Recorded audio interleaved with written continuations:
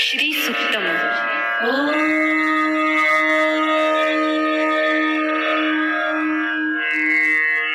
हिरण्यवर्णां हरिं सुवर्णरजतस्रजां चन्द्रां हिरण्मयीं लक्ष्मीं जातवेदो महावः ताम आवह जातवेदो लक्ष्मीमनपगामिनीं यस्यां हिरण्यं बिन्देयं कामश्वं पुरुषानहम् अश्वपूर्वां रथमध्यां हस्तिनादप्रबोधिनीं श्रियं देवीमुपह्वये श्रीर्मादेवी जुषतां तासोऽस्मितां हिरण्यप्राकाराम् आर्द्रां ज्वलन्तीं तृप्तां तर्पयन्तीं पद्मे स्थितां पद्मवर्णां तामिहोपह्वये श्रियं चन्द्रां प्रभासां यशसा ज्वलन्तीं श्रियं लोके देवजुष्टामुदारां तां पद्मिनीं शरणमहं प्रपद्ये लक्ष्मीर्मे नश्यतां त्वां वृणे आदित्यवर्णे तपसोऽधिजातो वनस्पतिस्तव वृक्षोऽथ बिल्वः तस्य फलानि तपसानुगन्तु मायान्तरायाश्च बाह्या अलक्ष्मीः उपैतु मां देवसखः कीर्तिश्च मणिना सह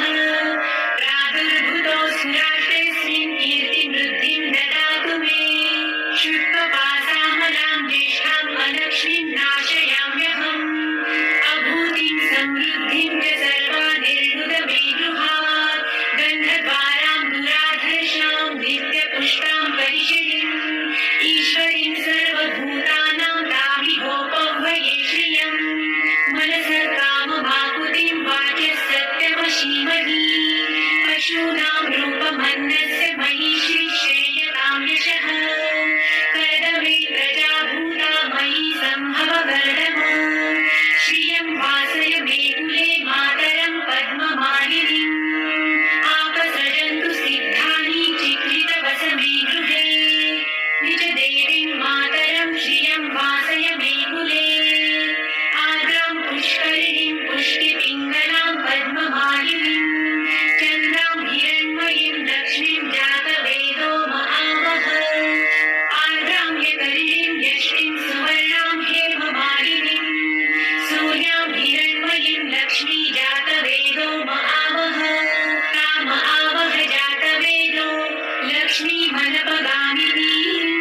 यस्यां हिरण्यं प्रभुतं गावो दासोऽश्वान् विन्देयं पुरुषानहम् यशुचिः प्रयतो भूत्वा जिहुयादाज्यमन्वहम् सूक्तं पञ्चदशर्च श्रीकामः सततं जपेत् पद्मानने पद्म उरु पद्माक्षी पद्मसम्भवे तन्मे भरसि पद्मक्षी येन सौख्यं लभाम्यहम् अश्वदायै गोदायै धनदायै महाधने धनं मे लभतां देवी सर्वकामांश्च देहि मे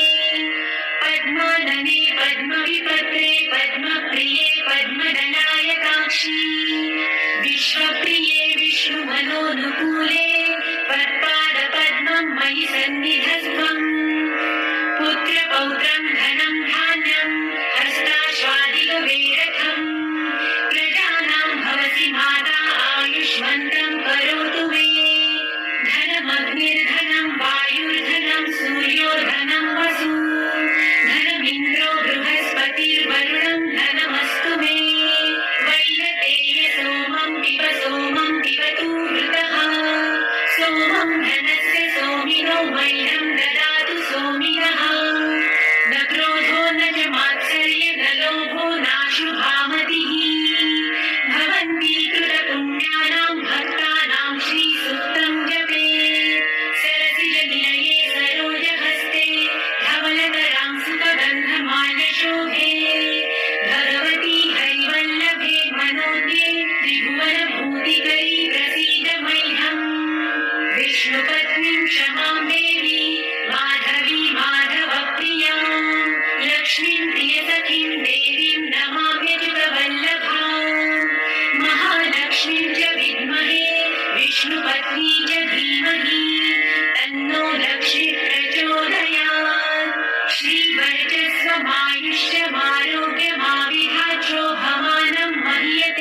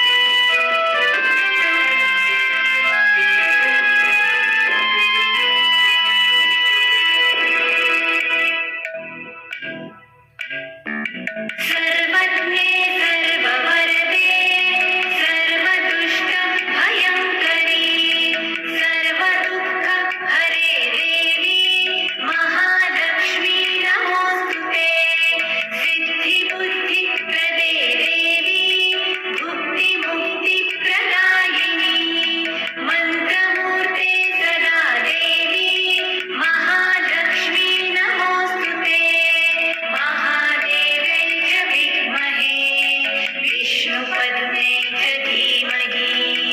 तन्नो लक्ष्मी प्रचोदयात्।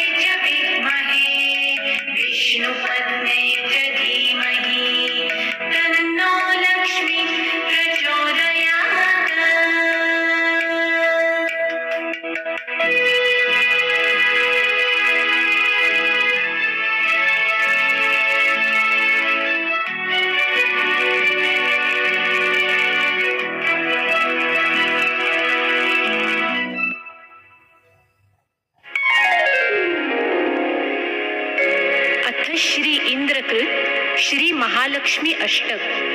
श्री महालक्ष्मीष्टकम् श्री गणेशाय नमः। नमस्तेस्तु महामाये श्रीपीठे सुरपूजिते शंखचक्र गदाहस्ते महालक्ष्मी नमोस्तुते। महालक्ष्मी नमोस्तुते महालक्ष्मी नमोस्तुते महालक्ष्मी नमोस्तुते महालक्ष्मी नमोस्तुते। नमस्तेस्तु महामाये श्रीपीठे सुरपूजिते शंखचक्र गदाहस्ते महालक्ष्मी नमोस्तुते। महालक्ष्मी नमोस्तुते महालक्ष्मी नमोस्तुते महालक्ष्मी नमोस्तुते महालक्ष्मी नमोस्तुते।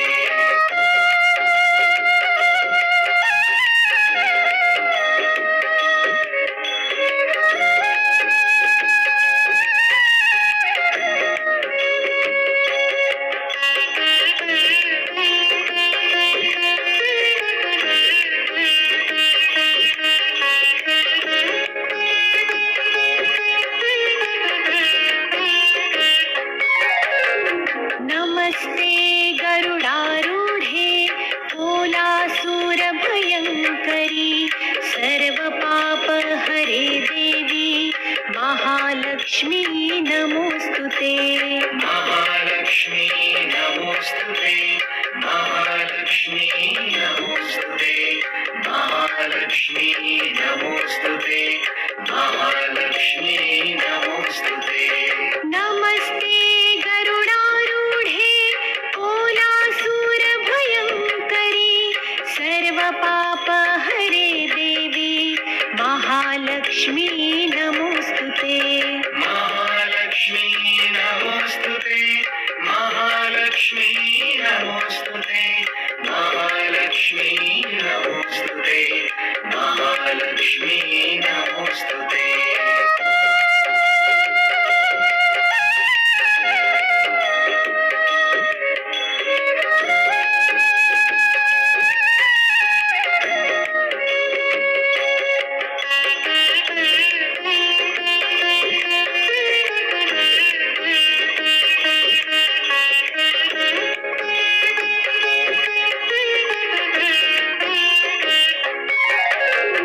सर्वज्ञे सर्ववरदे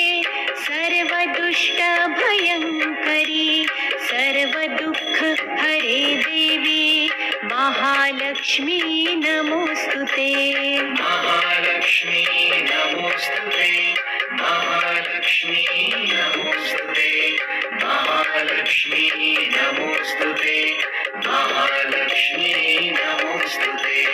सर्वज्ञे सर्ववरदे सर्वदुष्टभयङ्करी सर्वदुःख हरे देवी महालक्ष्मी नमोस्तुते महालक्ष्मी नमोस्तुते महालक्ष्मी नमोस्तुते महालक्ष्मी नमोस्तुते महालक्ष्मी नमोस्तुते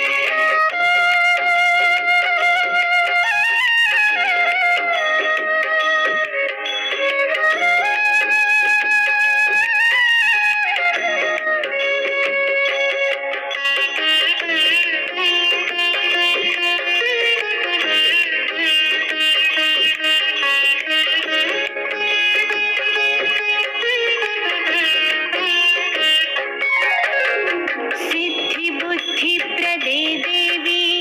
भुक्तिमुक्तिप्रदायिनी मन्त्रमूर्ते सदा देवी महालक्ष्मी नमोस्तुते महालक्ष्मी नमोस्तुते महालक्ष्मी नमोस्तुते महालक्ष्मी नमोस्तुते महालक्ष्मी नमोस्तुते सिद्धिबुद्धिप्रदे देवी भुक्तिमुक्तिप्रदायिनी मन्त्रमूर्ते सदा देवी महालक्ष्मी नमोस्तुते महालक्ष्मी नमोस्तुते महालक्ष्मी नमोस्तुते महालक्ष्मी नमोस्तुते महालक्ष्मी नमोस्तुते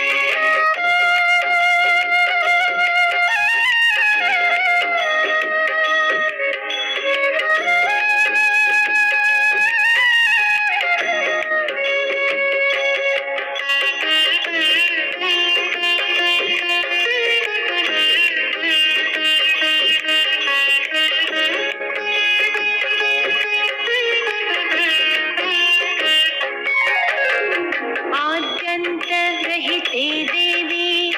आद्यशक्ति महेश्वरी योगदे योगसम्भूते महालक्ष्मी नमोस्तुते महालक्ष्मी नमोस्तुते महालक्ष्मी नमोस्तुते महालक्ष्मी नमोस्तुते महालक्ष्मी नमोस्तुते आद्यन्तरहिते देवी आद्यशक्ति महेश्वरी योगदे योगसम्भूते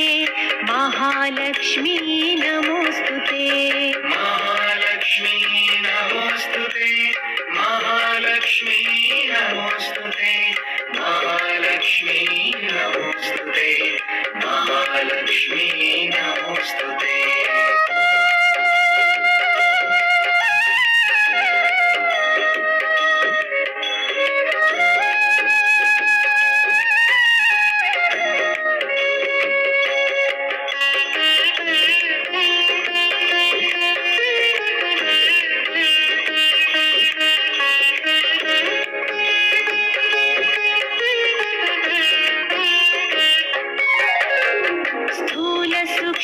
महारौद्रे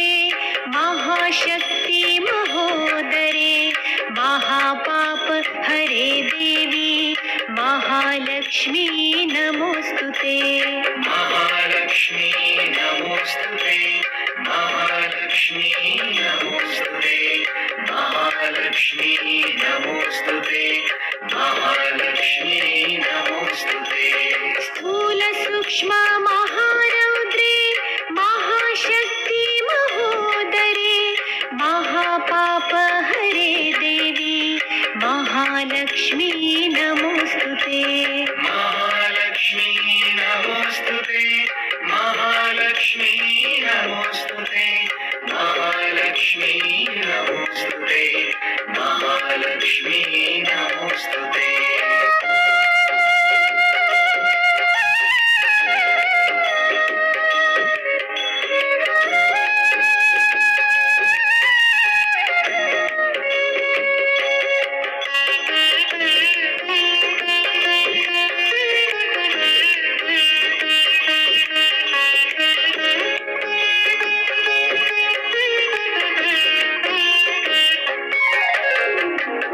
पद्मासनस्थिते देवी परब्रह्मस्वरूपिणी परमेशी जगन्माते महालक्ष्मी नमोस्तुते महालक्ष्मी नमोस्तुते महालक्ष्मी नमोस्तुते महालक्ष्मी नमोस्तुते महालक्ष्मी नमोस्तुते पद्मासनस्थिते देवी परब्रह्मस्वरूपिणी परमेशी जगन्मातर महालक्ष्मी नमोस्तुते महालक्ष्मी नमोस्तुते महालक्ष्मी नमोस्तुते महालक्ष्मी नमोस्तुते महालक्ष्मी नमोस्तुते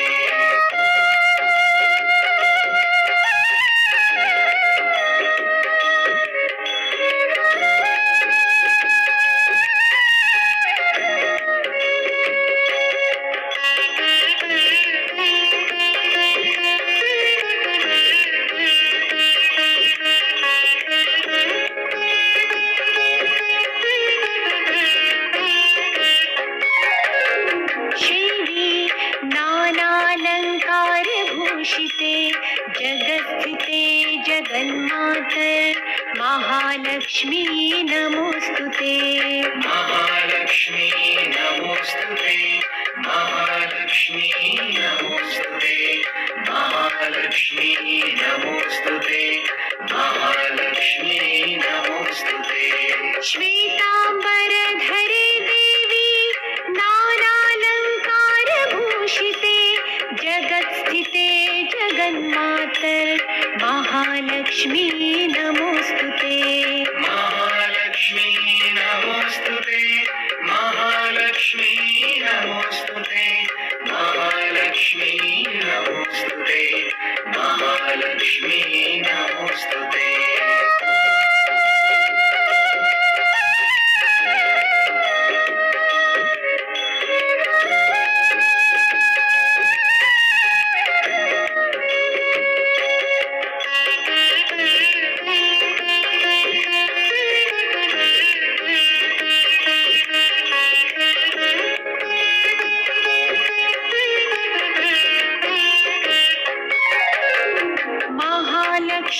महालक्ष्म्यष्टकस्तोत्रं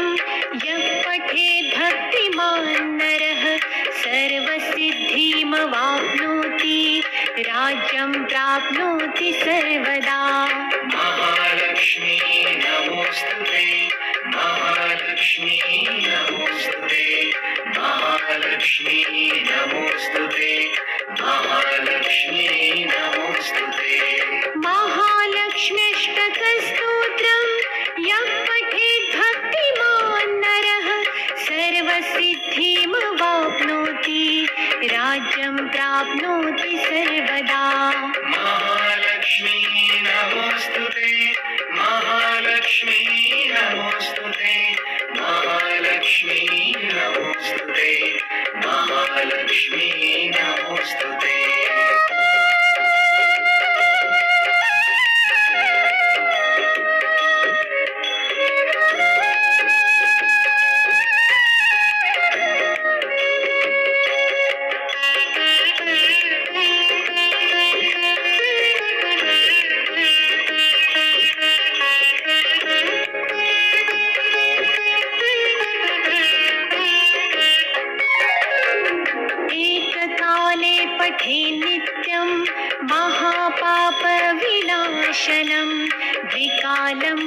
पठे नित्यं धनधान्यसमन्वितः महालक्ष्मी नमोस्तुते महालक्ष्मी नमोस्तुते महालक्ष्मी नमोस्तुते महालक्ष्मी नमोस्तुते एककाले पठे नित्यं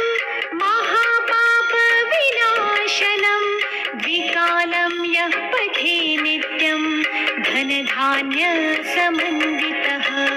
महालक्ष्मी नमोस्तुते महालक्ष्मी नमोस्तुते महालक्ष्मी नमोस्तुते महालक्ष्मी नमोस्तुते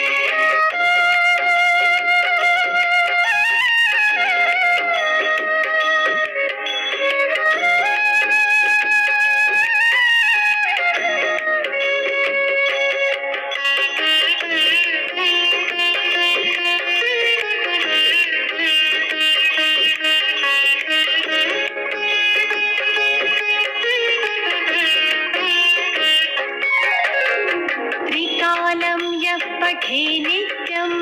महाशत्रुविनाशनं महालक्ष्मीर्भवे नित्यं प्रसन्ना वरदा शुभा महालक्ष्मी नमोस्तुते महालक्ष्मी नमोस्तुते महालक्ष्मी नमोस्तुते महालक्ष्मी नमोस्तुते त्रिकालं यः पठे नित्यं महाशत्रुविनाशनं महालक्ष्मीर्भवे नित्यं प्रसन्ना वरदा शुभा महालक्ष्मी नमोस्तुते महालक्ष्मी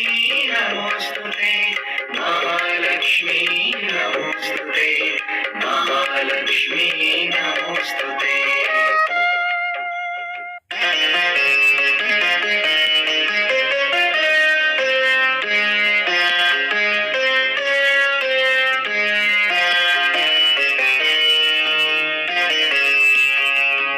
अङ्गं हरे पुलकभूषणमाश्रयन्ती भृङ्गाङ्गनेव मुकुलाभरणं तमालम्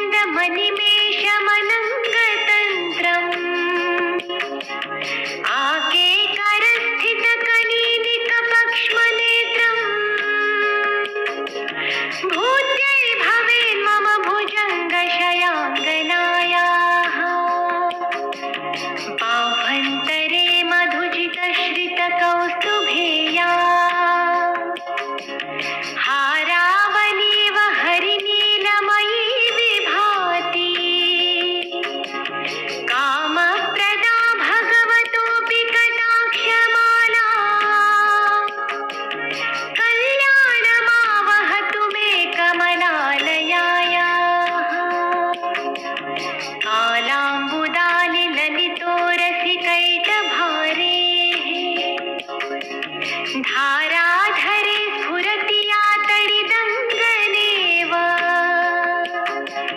मातु समस्त जगता महनीयमूर्ते भद्राणि मे दिशतु भार्गवनन्दनायाः।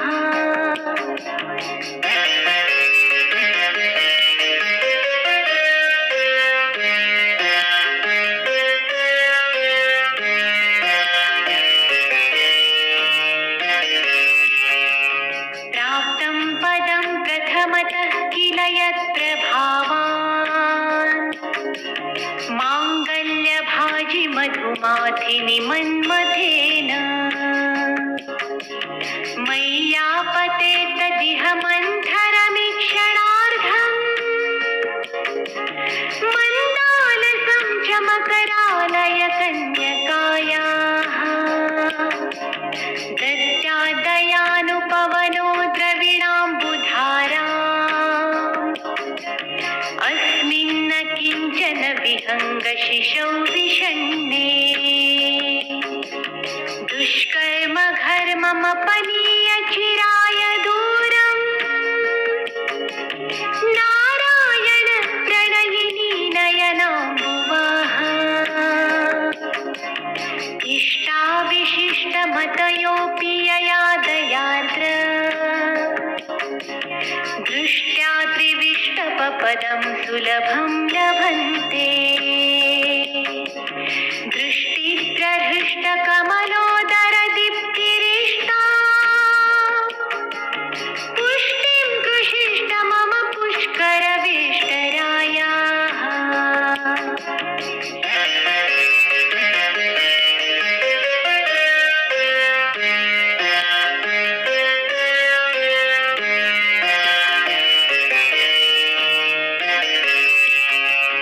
गिरिदेवतेति गरुडध्वज सुन्दरीति शाकम्भरीति शशिशेखरवल्लभेति सृष्टिस्थितिप्रलयकेलिषु संस्थितायै तस्यै नमः त्रिभुवनैकगुरोस्तरुण्यै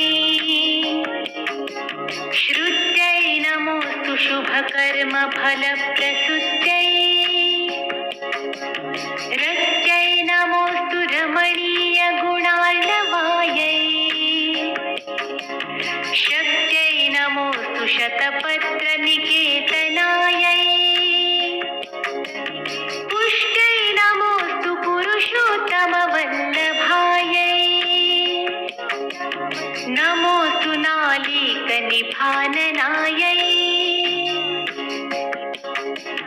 नमोऽस्तु दुग्धोदधिजन्मभूत्यै नमोऽस्तु सोमामृतसोदरायै नमोऽस्तु नारायणवल्लभायै सम्पत्कराणि सकलेन्द्रियनन्दनानि साम्राज्यदानविभवानि सरोरुहाक्षी त्वद्वन्दनानि दुरिताहरणोद्यतानि मामेव मातरनिशं कलयन्तु मान्ये यत्कटाक्षसमुपासनाविधिः सेवकस्य सकलार्थसम्पदः सन्तनोति वचनाङ्गमानसैः त्वां मुरारिहृदयेश्वरीं भजे।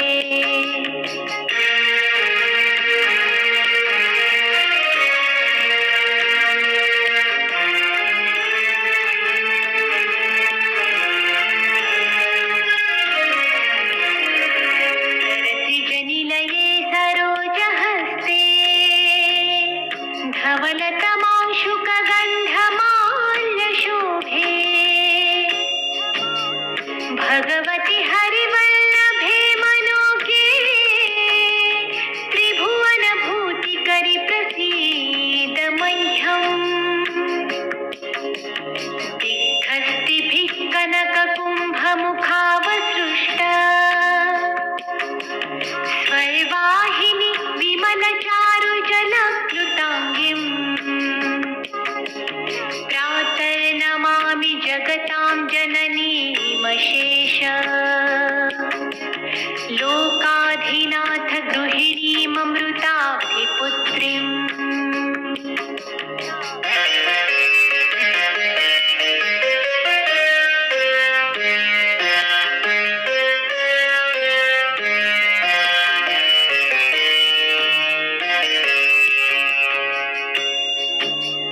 कमले कमलाक्षवल्लभे त्वं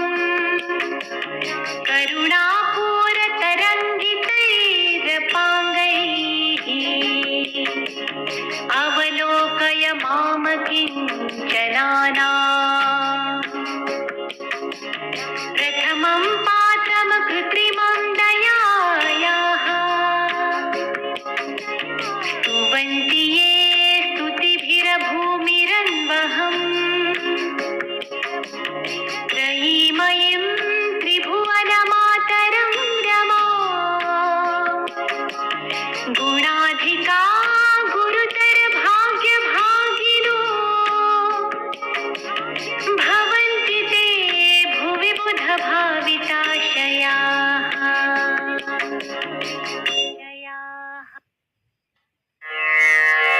हरिः ॐ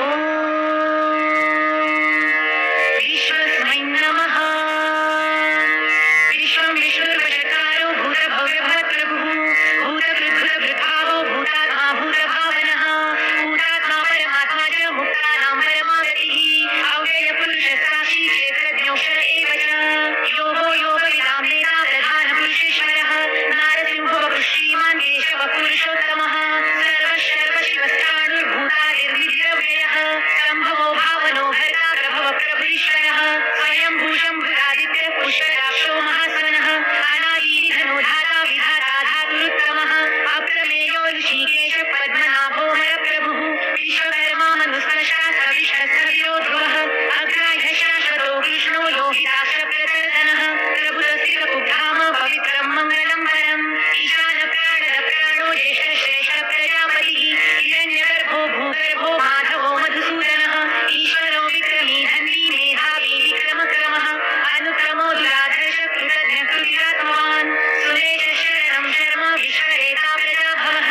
अह संवत्सरो व्याल प्रत्यय सर्वदर्शनः अज सर्वेश्वर सिद्ध सिद्धि सर्वादिरच्युतः कृशा कपिलमेयात्मा सर्वयोगविनिसृतः वसुर्वसुमना सत्य समात्मा संमितः समः अमोघ पुण्डरीकाक्षो वृषकर्मा वृषकृतिः रुद्रो बहुशिरा प्रभुर्विश्वयोनिश्रुतिश्रवाः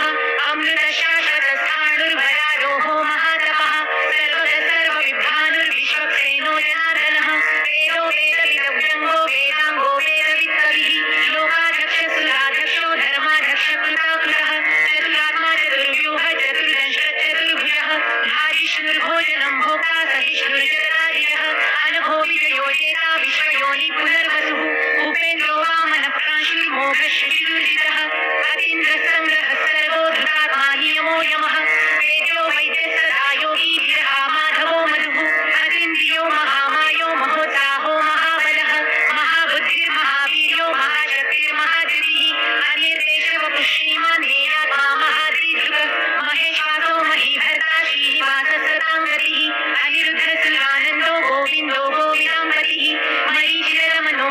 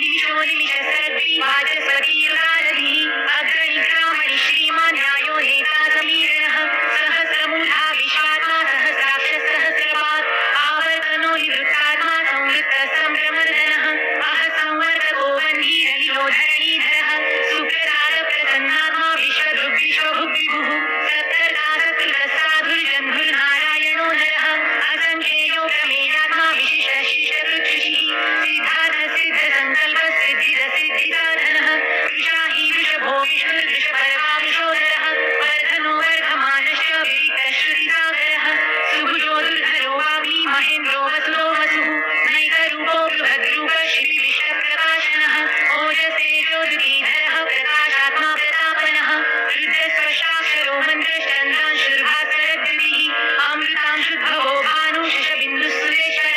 औषधं जगदस्तेतु सत्यधर्मपराक्रमः भूतभव्यभवन्नाथ पवन पावनो नरः कामः कामकृत्वान्तः कामकामपरप्रभुः युगादीकृत्युगावर्तो नैकमायो महाशनः अदृश्यो व्यक्तरूपश्च सहस्रजिदनन्तरित् इष्टो विशिष्टशिश्रेष्ठ शिखण्डी नहुषो वृषः क्रोधः क्रोधकृत्कर्ता विश्वबाहुर्महीधरः अच्युतप्रतितप्राण प्राणदो वासवानुजः अपामिधिरधिष्ठानमप्रमत्तप्रतिष्ठितः स्कन्दस्कन्दधरो धूर्यो वरदो वायुवाहनः वासुदेवो बृहद्भानुरादिदेव पुरन्धरः अशोकसारणस्तारशूरशौरिर्जनेश्वरः अनुकूलशतावर्त पद्मिपद्मनिभेक्षणः पद्मनाभोरविन्दाक्ष पद्मगर्भशरीरभृत् महर्षिरुद्धो वृद्धात्मा महाक्षोगरुडध्वजः अतुलशरभो भीमसमयज्ञो हविर्हरिः सर्वलक्षणलक्षण्यो लक्ष्मीवान् समितिञ्जयः ईश्वरो रोहितो मार्गो हेतुर्दामोदरसरः महीधरो महाभागो वेगवानम्बिकाशनः उद्भवक्षोभणो देव श्रीगर्भपरमेश्वरः करणं कारणं कर्ता विकर्ता गहनो गुह व्यवसायो व्यवस्थान संस्थान स्थानदो ध्रुवः वर्धिः परमस्पष्टतुष्टपुष्टशुभेक्षणः रामो विरामो विरयो मार्गो हेयो नयो नयः वीरशक्तिमतां श्रेष्ठो धर्मो धर्मविदुत्तमः वैकुण्ठपुरुष प्राण प्राणद प्रणवकृतुः हिरण्यगर्भशत्रुघ्नो व्याप्तो वायुरधोक्षजः ऋतुसुदर्शनकाल परमेष्ठी परिग्रह उग्र संवत्सरो दक्षो विश्रामो विश्वदक्षिणः विस्तार स्थावर स्थाणु प्रमाणं विजमव्ययम् अर्थो महाकोशो महाभोगो महाधनः अनिर्विण्णस्थविष्टो भूर्धर्मयुगो महामखः नक्षत्रनेमिर्नक्षत्री शमक्षामः समीहनः यज्ञ ईशो महेशश्च क्रतुसत्रं दताङ्गतिः सर्वदर्शी विमुक्तात्मा सर्वज्ञो ज्ञानमुत्तमम् सुहृदसुमुखसूक्ष्मसुघोषसुखदसुहृ मनोहरोजितक्रोधो वीरबाहुर्विदारणः स्वापनस्ववशो व्यापी नैकात्मा नैककर्मकृत् वत्सरो वत्सलो वत्सी रत्नगर्भो धनेश्वरः धर्मगुग्धर्मकृद्धर्मी सत्सत्क्षरमक्षरम् अविज्ञाता सहस्रांशुर्विधाता कुललक्षणः गभस्तिनेमि सत्त्वस्थ सिंहो भूतमहेश्वरः आदिदेवो महादेवो देवेशो देवभृत्गुरुः उत्तरो गोपतिर्गोप्ता ध्यानगम्यपुरातनः शरीरभूतभृद्गोप्ता कपीन्द्रो भूरिदक्षिणः सोमपोमृतपः पुरुषित्पुरुषोत्तमः विनयो जय सत्यसन्धो दाशार्हसात्वतां पतिः जीवो विनयिता साक्षी मुकुन्दो मितविक्रमः अम्भोनिधिरनन्दात्मा महोदधीशयोऽन्तकः अजो महार्हस्वाभाव्यो जितामित्रप्रमोदनः आनन्दो नन्दनो नन्द सत्यधर्मातिविक्रमः महर्षि कपिलाचार्य कृतज्ञो मेदिनीपतिः त्रिपदस्त्रिदशाध्यक्षो महाशृङ्गकृतान्तकृत् महावराहो गोविन्द सुषेण कनकाङ्गदी गुह्यो गभीरो गहनो गुप्तशक्रगदाधरः मेधासाङ्गोजितकृष्णो दृढसङ्कर्षणोचितः वरुणो वारुणो वृक्षपुष्कराक्षो महामनः भगवान् भगानन्दी वनमाली हलायुधः आदित्यो ज्योतिरादित्य सहिष्णुर्गतिसत्तमः सुधन्वाखण्डपरशुर्दारुणो द्रविणप्रदः दिवसु सर्वदृग्वासो वाचस्पतिरयो निजः त्रिसामासामगस्साम निर्वाणं भेषजं भिषक् सन्न्यासकृच्छ्रमशान्तो निष्ठा शान्तिपरायणम् शुभाङ्गशान्तिरस्रशा कुमुदकुवलेशयः मोहितो गोपतिर्गोप्ता वृषभाक्षो वृषप्रियः अलिवर्ती निवृत्तात्मा संक्षेपाक्षेमकृच्छिवः श्रीवत्सवक्षा श्रीवास श्रीपति श्रीमताम्बरः श्रीर श्रीश श्रीनिवास श्रीनिधि श्रीविभावनः श्रीधर श्रीकर श्रेय श्रीमान् लोकत्रयाश्रयः स्वक्षस्वङ्गशतानन्दो नन्दिर्ज्योतिर्गणेश्वरः विजितात्मा विधेयात्मा सत्कीर्ति छिन्न संशयः कुटीरः सर्वदष्टक्षुरनिशशाश्वतस्थिरः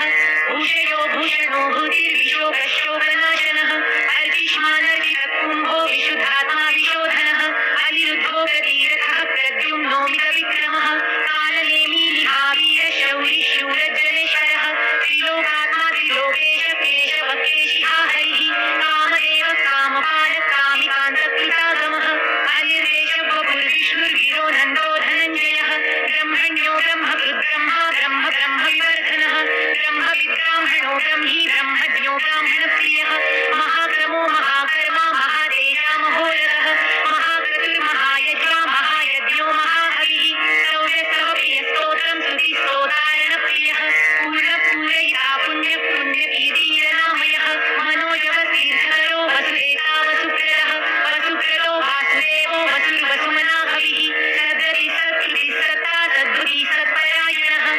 उग्रसेनो यदुश्रेष्ठ सन्निवास सूर्यामुनः भूतावासो वासुदेव सर्वासु लीलयो नलः दर्पहा दर्पदो दृप्तो दुर्धरो धापराजितः विश्वमूर्तिर्महामूर्तिर्विप्रमूर्तिर्मूर्तिमान् अनेकमूर्तिरव्यक्तः शतमूर्तिशताननः एकोनैकसवक्त्रः किं यत्तत्पदमनुत्तमम् लोकबन्धुर्लोकनाथो माधवो भक्तवत्सलः सुवर्णवर्णो हेमाङ्गो वराङ्गश्चन्दनाङ्गरी वीरहाविषमशून्यो घृताशीलचरश्चलः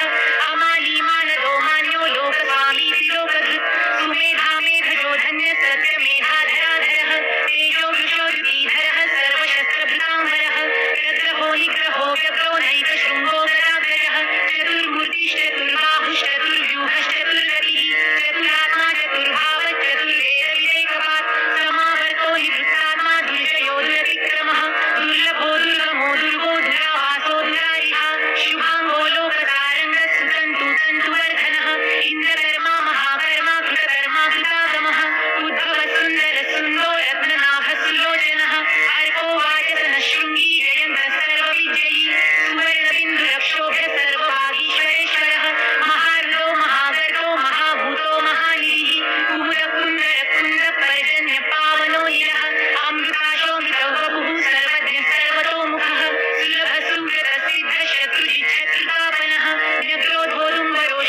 न्यग्रोधोरुम्बरोषभ्यचाणुरान्ध्रनिषूदनः सहस्राजी सप्तजिह्नः सप्तैधा सप्तवाहनः आमुदीरणभोजिन्द्रो भयकृद्भयनाशनः अणुर्बृहत्कृशस्थूलो गुणभङ्गिर्गुणो महान् अधृतस्वधृतस्वास्य प्राग्वंशो वंशवर्धनः भारभृतरितो योगी योगिशः सर्वकामदः आश्रमश्रमणक्षामः सुवर्णो वायुवाहनः धनुर्धरो धनुर्वेदो दण्डो दमयितादमः अपराजितः सर्वसहो नियन्तानियमो यमः सत्त्ववान् सात्विकः सत्यः सत्यधर्मपरायणः अभिप्रायप्रियार्होरः प्रियकृत्रीरिवर्धनः विहाय सगतिर्ज्योतिः सुरुचिर्भूतभुग्विभुः रविर्विलोचनः सूर्यः सवितारविलोचनः अनन्तो हुतभुग्भोक्ता सुखदो नैकयोगजः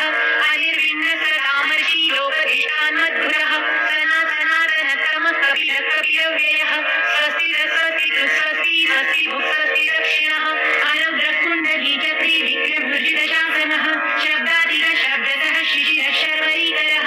अकृतपेशलो दक्षो दक्षिणक्षमिणाम्बरः विद्वक्रमो गीतभयः पुण्यश्रवणकीर्तनः उत्तारणो दुष्कृतिः पुण्यो दुःस्वप्ननाशनः वीरहारक्षणः सन्दो जीवनपर्यवस्थितः अनन्तरूपनन्तश्रीर्जितमन्युर्भयावहः चतुरश्रोगभीरात्मा गिरिशो व्यादिशो दिशः